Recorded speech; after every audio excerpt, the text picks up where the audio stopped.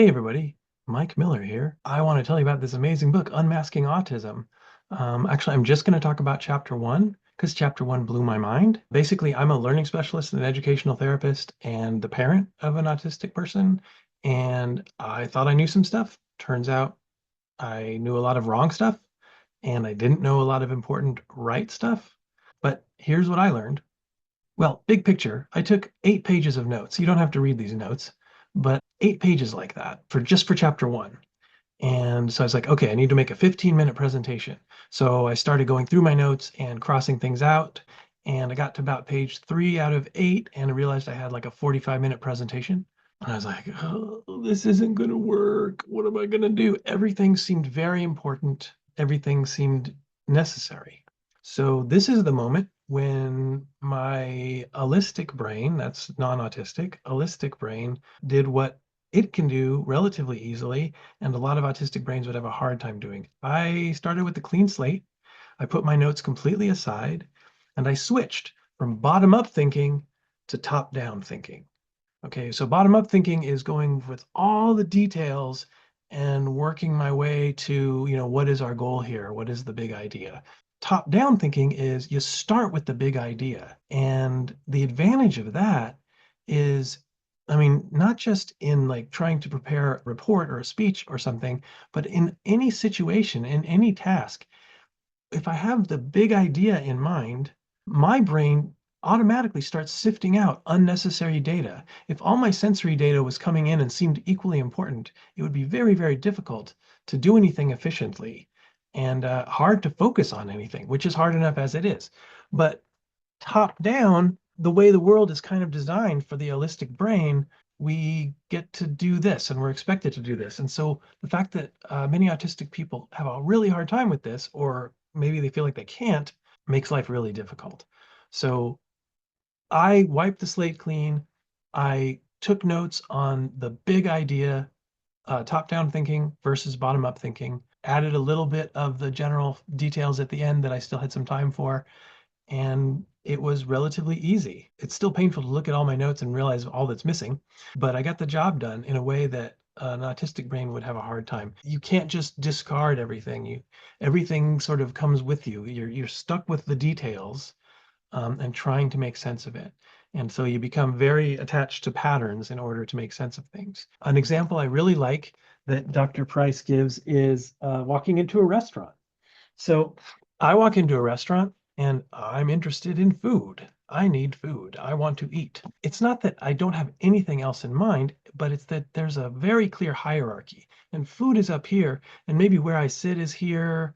And well, maybe being kind to everyone is always at the very top, but those other things are less important and it's easy to set them aside when I just want a menu. That's all I'm really focused on, getting a menu, and I'm not worried about it and I'm not having to stop thinking intentionally about other things. But my ninth grader autistic person confirmed that the way that Dr. Price describes it is very similar. They might walk into this restaurant and notice, oh my gosh, look at this tile. It's really cool. It's very complicated. And oh, except the texture of it is really annoying on my feet. And that's pretty annoying. And oh, why are there so many plants in here?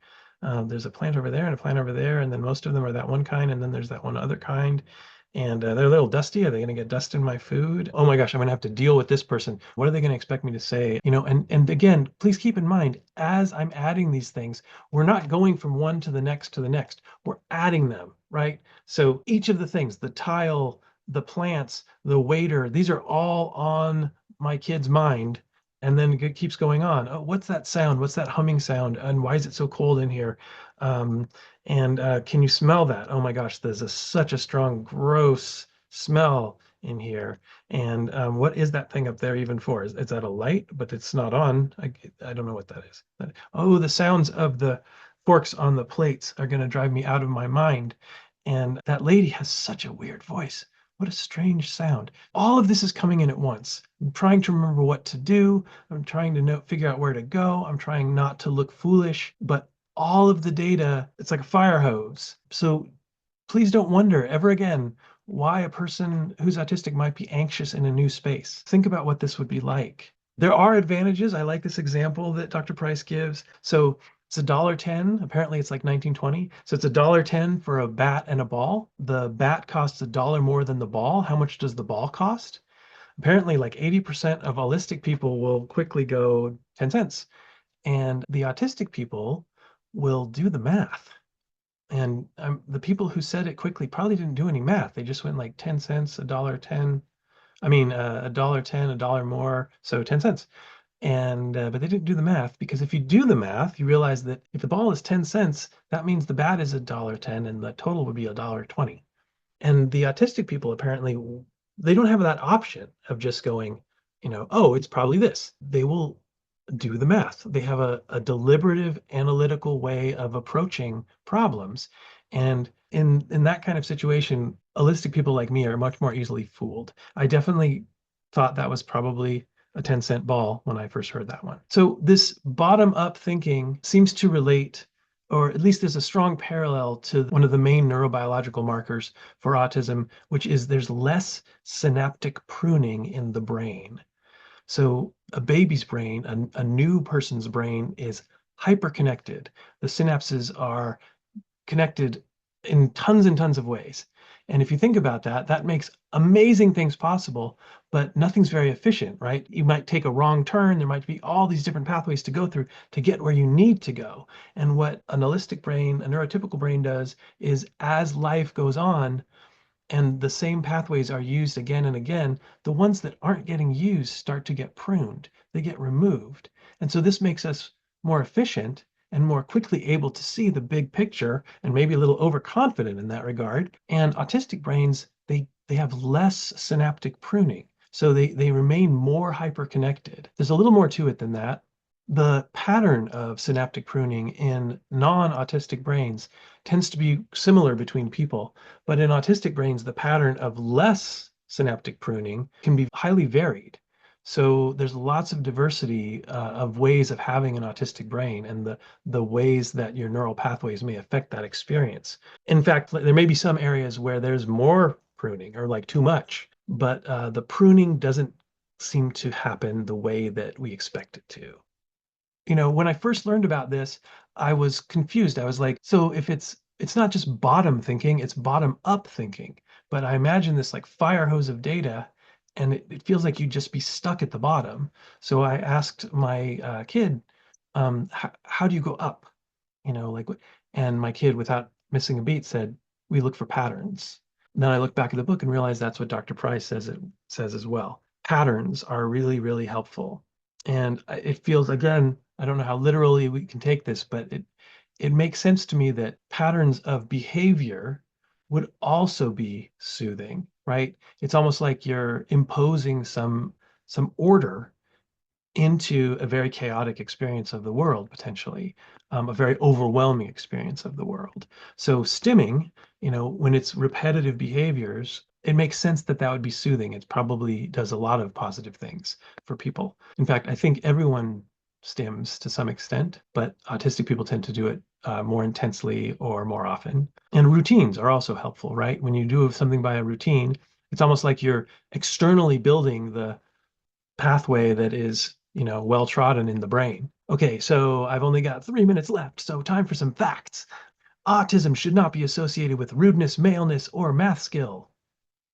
No, nor with trouble reading social cues or hesitating to initiate contact with other people. And I bet some of you know autistic people, if you're not autistic yourself, and are thinking, but those seem to be things I've seen people have. And I think the important thing to understand is, again, if you think in terms of bottom-up thinking as the uber trait, then it makes sense that these might often come along with it, but not always. If you are reading all of the tiny muscle things in everyone's face, plus all of the things about everyone's clothes and all of the things about everyone's body language, understanding the most important overriding social part of all that information could be very difficult. So it could be really difficult to read social cues in a bottom-up manner. And if that's true, you might have a lot of unpleasant, painful, embarrassing, uncomfortable experiences in the world, which would lead you to hesitate to initiate contact with other people.